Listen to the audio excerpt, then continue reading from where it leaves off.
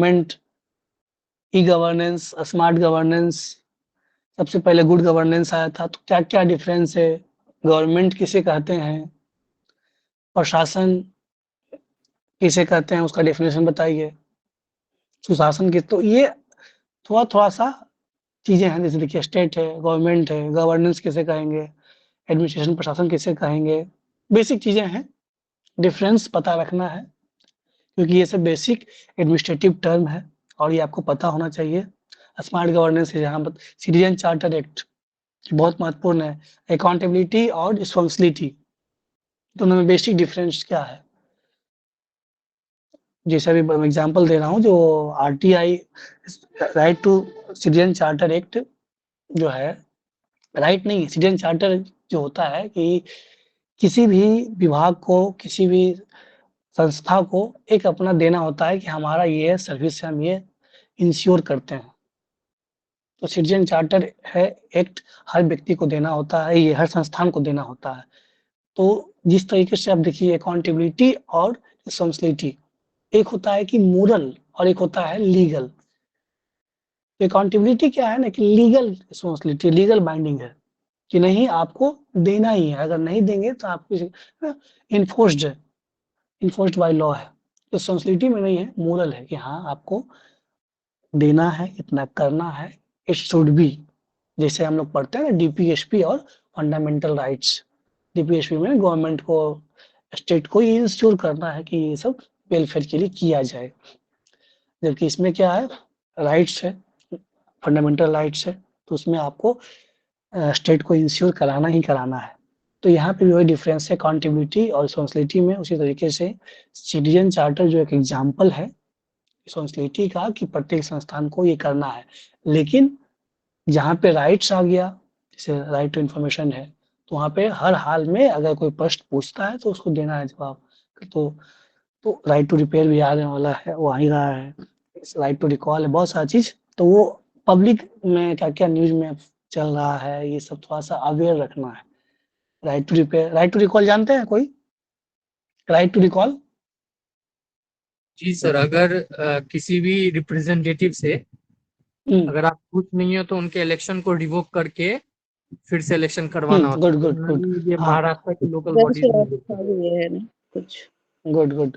Right देखिए record. Bureaucracy और public service, देखिए आपसे पूछा जाएगा कि आप ब्यूरोक्रेट बनना चाहेंगे या पब्लिक सर्वेंट, क्या बनना चाहेंगे बताइए। ब्यूरोक्रेट और पब्लिक सर्वेंट, पब्लिक क्या बनना सर्वेंट सर। चाहेंगे? पब्लिक सर्वेंट पॉजिटिव होगा पब्लिक सर। सर्वेंट या हाँ, और ब्यूरोक्रेटिक एटीट्यूड और डेमोक्रेटिक एटीट्यूड, दोनों में से आप में कौन सा होना जरूरी है? Democratic hmm? Democratic attitude. Democratic. क्या दोनों में क्या डिफरेंस है, कोई बता पाएंगे? जो ब्यूरोक्रेटिक ब्यूरो एटीट्यूड है सर, बेसिकली वो नॉर्म से बधा हुआ होता है, मतलब जो रूल्स बने हैं उसी को बाय डिफॉल्ट फॉलो करना है।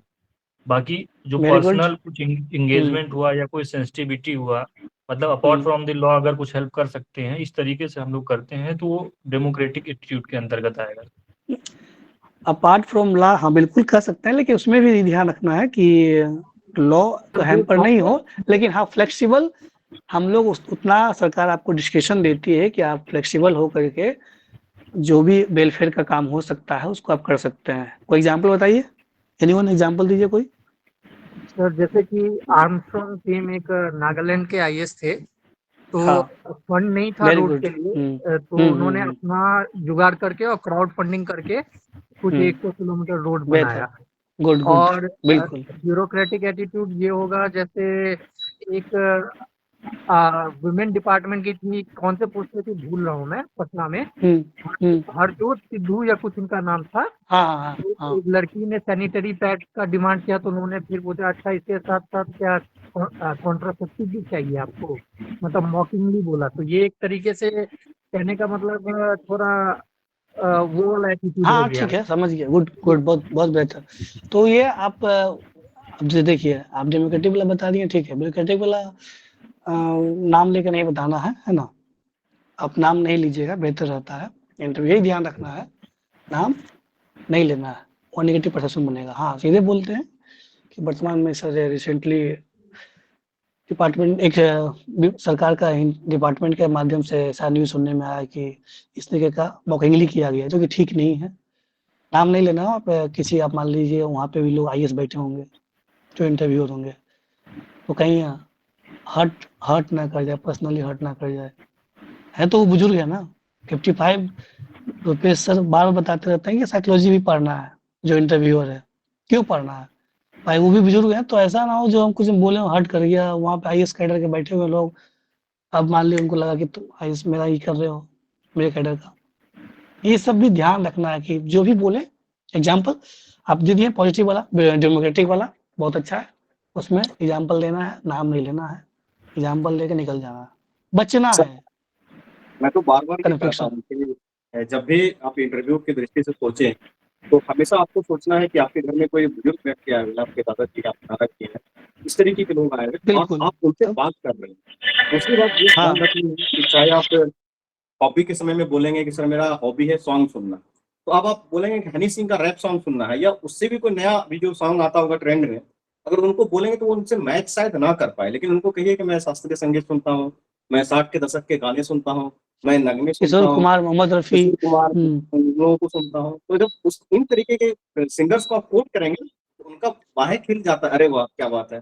फिल्में देखना है तो उनके जमाने का बताइए कि वो 80 के दशक के या 90 के दशक के ब्यूरोक्रेट है, तो उनके हिसाब से बताइए कि मैं इनका फिल्म इन हीरो का मैं फिल्म देखना पसंद करता हूँ। तो उनको फिर वो टच कर पाते हैं और आपसे कम्युनिकेट कर पाते हैं।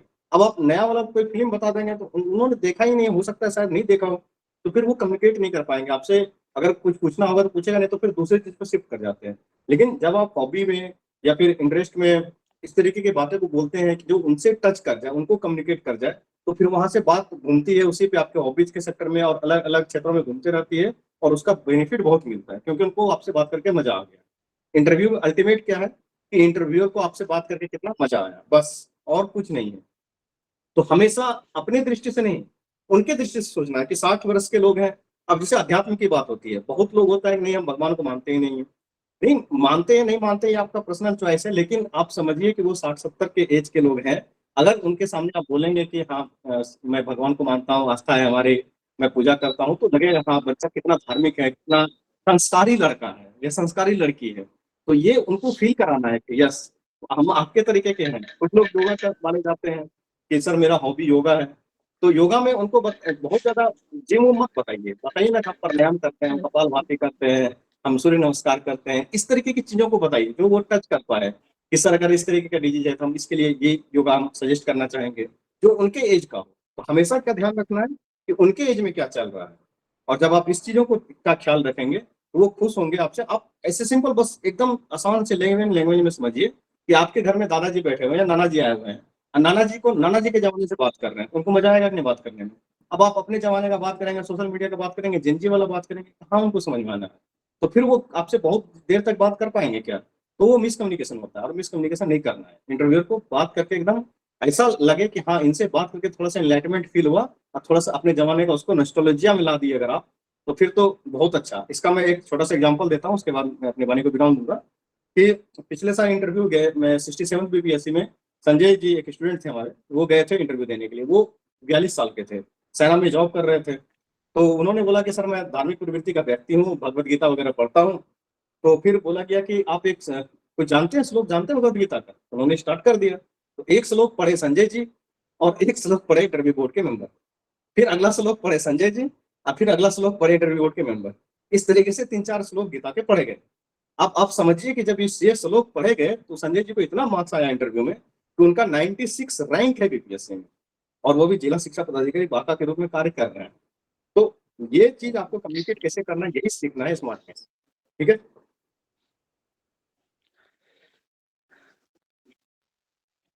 ठीक है, तो यही सब बात है। हाँ, ब्यूरोक्रेटिक एटीट्यूड, डेमोक्रेटिक एटीट्यूड, तो ही बचना है। बाकी जो कम्युनिकेशन का बात हम लोग कर रहे हैं कि ऐसा कुछ भी नहीं बोलना है जो किसी को हर्ट करे। आप जब भी बोलें, और जैसे कि वही मैं बताता हूँ कि आप नाम से भी बचें। माननीय मुख्यमंत्री जी, नाम अगर लेते हैं ठीक है, नहीं भी लेते हैं तो और बेहतर है। वर्तमान सरकार द्वारा प्रोनाउंस, नाउन से बचिए। ये एक बैलेंस्ड आंसर है माननीय प्रधानमंत्री जी द्वारा। जी भी लगाना है। जी लगाने से क्या एटिकेट है आपका ये। अब नाम देखिए अगर ले लीजिए, आदत बना हुआ है तो उसको भी सुधार सकते हैं तो अच्छी वर्तमान सरकार द्वारा, माननीय प्रधानमंत्री जी द्वारा। क्योंकि उससे क्या है, क्या बैलेंस्ड है, बीच में, ना इधर ना उधर, और प्रशासन को ही काम है। ये सब देखिए डिफरेंस यही बता रहा था मैं, राइट टू सर्विस और सिटीजन चार्टर एक्ट, दोनों में क्या बेसिक डिफरेंस है। जहाँ पे कोई राइट है, अभी बिहार सरकार में बहुत सारा जो Bihar public grievance redressal act है, बहुत बेहतर ये राइट बनाया गया है। ये 60 दिन के अंदर वो मामला को सुलझा देना है, किसी भी तरह का जो मैटर है, कोई भी विभाग का मैटर हो, तो वहाँ पे एक तरह से समझ लीजिए कि सबॉर्डिनेट कोर्ट होता है, इसको हम लोग बोलते हैं। जैसे वहाँ पे एक पदाधिकारी होते हैं, पब्लिक ग्रीवांस रिड्रेसल ऑफिसर, उनका एक टोटली समझ लीजिए कि वो कोर्ट ही चलता है, और वो वहाँ पे 60 दिन का समय होता है। पहला 30 डेज में मामला सुना जाता है, मतलब 60 दिन के अंदर उसको टाइम बाउंड डिसीजन दे देना है कि उनको फैसला मिलना चाहिए। जैसे किसी का पेंशन नहीं मिल रहा है तो पेंशन चालू हो ही जाता है, किसी का कोई रोड नहीं बना है या समस्या जो भी है, तो वहाँ पे सुनवाई होती है। अगर वहाँ पे अनुमंडल में नहीं हो पाया तो फिर वो जिला जाता है। तो ये राइट है, right to public grievance redressal act. तो वहाँ पे क्या है, लीगल बाउंडेशन है कि अगर वो मामला नहीं सुलझा तो कार्रवाई भी हो सकती है संबंधित विभाग पे, संबंधित पदाधिकारी पे, संबंधित कर्मी पे। और यहाँ पे क्या होता है सिटीजन चार्टर में, कि आपको ये सुविधाएं देना है, मोरल ऑब्लिगेशन है, लीगल ऑब्लिगेशन नहीं है।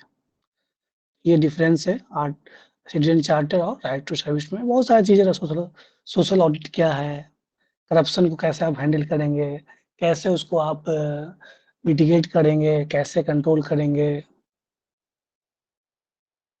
मेन जो इन्फोर्समेंट होता है तो उसमें पब्लिक में क्या क्या होता है, अलग में क्या क्या काम है, कुछ है हम लोग देखेंगे, हायरार्की क्या है।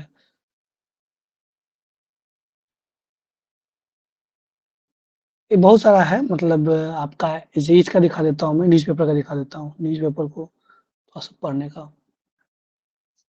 ये देखिए,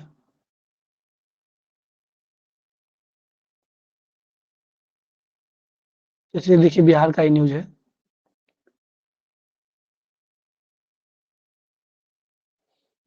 ये जून का है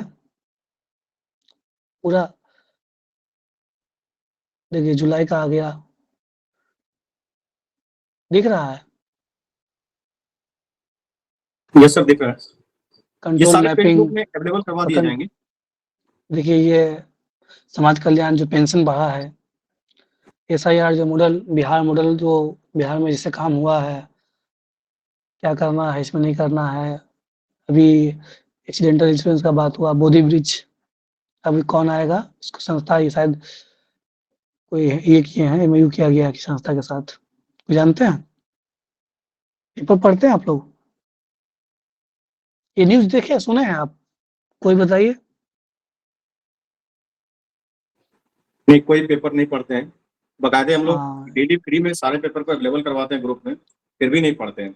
अपने पेड ग्रुप में जाके देखिएगा, वहाँ पे एक लिंक दिया गया होगा ग्रुप का, न्यूज़पेपर ग्रुप के नाम से, उसको जाके ज्वाइन कर लीजिएगा। सारे स्टूडेंट व्हाट्सएप पे डेली पेपर आता है, वो भी पटना एडिशन का आता है, उसी को पढ़ना है। दैनिक जागरण, दे- राष्ट्रीय संस्कृत दिल्ली वाला नहीं, पटना वाला पढ़ना है। और एक हाँ इंग्लिश बिल्कुल, पेपर और एक हिंदी पेपर, दोनों स्टूडेंट मीडियम के स्टूडेंट को पढ़ना है। इंग्लिश वाले को हिंदी भी, हिंदी वाले को इंग्लिश भी, वो हम लोग फ्री ऑफ कॉस्ट अवेलेबल करवा रहे हैं। जिन बच्चों को ने एडमिशन नहीं भी लिया, अगर वो पेपर चाहते हैं तो नीचे कमेंट कीजिएगा, उसको जो है कि पेपर का लिंक दे दिया जाएगा। देख रहे हैं इसमें बोधी बीज का ऐसे होता है केमिकल ट्रीटमेंट। आजकल आपका साइंस का प्रश्न जो आ रहा है, कंसेप्चुअल आ रहा है, ऊपर लेवल का आ रहा है, ये सब पढ़ते रहेंगे, अवेयर रहेंगे, ये सब प्रश्न देखते। आजकल तो प्रश्न कहाँ से पूछने लगा बीपीएससी। तो ये फॉरेस्ट रिसर्च इंस्टीट्यूट जो देहरादून में है, उसके साथ ये एमओयू किया गया है। ये 6th जनरेशन का है ना बोधी ब्रिज, फिफ्थ जनरेशन का। कई जगह फिफ्थ शिफ्ट हो है जाता ना है। सर? सर ये डिबेटेबल प्रश्न है बीपीएससी और अभी किया गया है, और इसको क्या क्या इसमें प्रिविलेज मिलेगा, और साथ में थोड़ा सा टेक्निकल चीज़ है, उसमें बैक्टीरियल इन्फेक्शन, कॉपर एक्सिक्लोराइड का छिड़काव होता है। कहने का मतलब है कि जो हमारे बिहार में चल रहा है, नेशनल में चल रहा है, उसके बारे में पता हो आपको न्यूज़ क्या न्यूज़ है, कौन-कौन सा, ये तो एसआईआर के बारे में है, उसमें बहुत सारा न्यूज़ रहा था उस समय जुलाई में। मेट्रो का है, नागरिकता प्रमाण पत्र है, ग्रामीण कार्य विभाग का अभी जो रोड मेंटेनेंस वाला या पुल टूट रहा है, उसमें कौन-कौन सा काम है, ये चिकित्सा सहायता मिलेगा, बहुत सारा है। तो ये बिहार का हो गया कि बिहार का इसी तरीके से अब जब आप आएँगे, अलग-अलग डिपार्टमेंट नेशनल इंटरनेशनल का है। तो इसको क्या करना है आपको, अभी फ़िलहाल हम लोग तो ये बना के देंगे ही, लेकिन एट लीस्ट पेपर ज़रूर पढ़ें। पेपर पढ़ें और प्रयास ये करना है कि उसमें अलग-अलग सेक्शन में बाँट के पढ़ें। ऐसा नहीं कि सब मिक्स अप करके, नहीं। नेशनल में कौन-कौन सा महत्वपूर्ण मुद्दा रहा, आप पॉइंट बना लें। एसआईआर लिखें, क्या-क्या महत्वपूर्ण चीज़ रहा, उसमें कितने डॉक्यूमेंट्स मान्य हैं, कुल 12 डॉक्यूमेंट्स मान्य हैं। क्या इसका मूल मकसद था कि जो भी वोटर्स चाहे वो शिफ्ट हो गए हैं, डेथ हो गए हैं, उसको हटाना है, मतलब इलीगल वोटिंग ना हो। तीसरा और क्या, अवैध वोट जिसको बोलते हैं हम लोग, प्रॉक्सी वोटिंग। इसके अलावा और क्या हुआ, जो भी इलेक्टोरल जो रोल है, मतदाता सूची, वो अपडेट हो गया, ये हो गया। अब साथ में सलाह भी आप दे सकते हैं कि बार-बार ये जो एसएसआर का काम होता है, हाँ, उसमें एक चीज़ और है कि 4 बार जो हम लोग 18 ईयर्स के हो जाते हैं, उसको ऐड करना होता है। सलाह में क्या दे सकते हैं कि ऐसा मतदाता सूची हो जिसमें कि पूरे सेंट्रल लेवल पे, चाहे वो लोकसभा का हो, विधानसभा का हो या पंचायत का हो, तो उसमें ऐसा हो इंटीग्रेटेड बनाया जाए। आप एग्ज़ाम्पल दे सकते हैं कि जैसे एसआईआर होता है, एसएसआर होता है, अलग-अलग होते रहता है।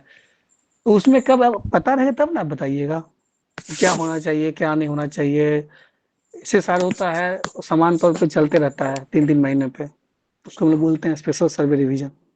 खैर ठीक है, लेकिन इतना ध्यान हो। और ये देखिए, इसमें ये हमने अलग-अलग सेक्शन में बना रखा है। तो साइंस एंड टेक का अलग रखेंगे, साइंस एंड टेक का देखिए कुछ न्यूज़। वो आपको अगर बना पाते हैं तो बनाइए, लेकिन अभी से पेपर ज़रूर पढ़िए और पढ़ने के साथ-साथ उसको नोट डाउन करिए पॉइंट वाइज़। जितने भी हॉट टॉपिक्स हैं, उससे क्या होगा कि आपको बहुत बेनिफिट मिलेगा।